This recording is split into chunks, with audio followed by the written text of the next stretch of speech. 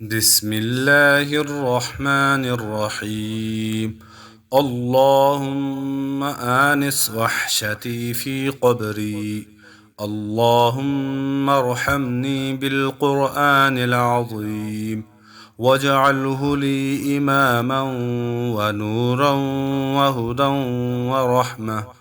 اللهم ذكرني منه ما نسيت وعلمني منه ما جهلت وارزقني تلاوته آناء الليل وآناء النهار واجعله لي حجة يا رب العالمين. صدق الله العظيم.